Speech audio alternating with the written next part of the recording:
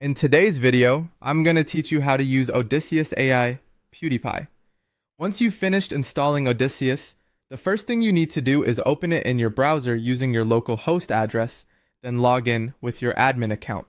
This is your main starting point, and from here, you'll be able to access the settings, start chats, upload files, and use the more advanced tools inside the platform.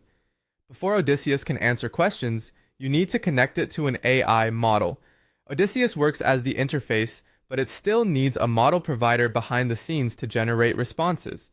Common options include Ollama if you want a local and free setup, or cloud-based providers like OpenAI, Claude, Gemini, or OpenRouter. To do this, go into Settings, then Models, and choose Add Provider. From there, connect the model you want to use. If you're not sure which option to choose, just start with the one that best matches your setup and workflow. After your model is connected, you're ready to start your first chat. Click New Chat and type in a question or prompt.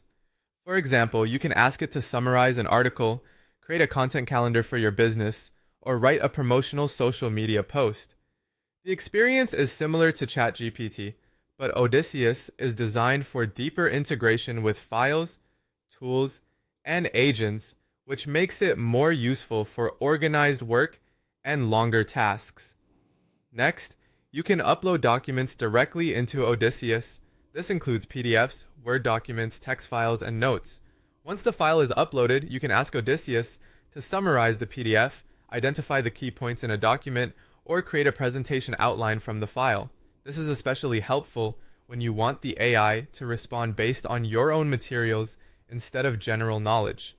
Another powerful feature is deep research. You can provide URLs, PDFs, notes, or other documents, and then ask Odysseus to compare competitors, research a specific market, or create a business report using those sources. What makes this useful is that Odysseus can generate structured reports and include source references, which helps keep the output more organized and reliable. You can also use agents for more advanced multi-step tasks.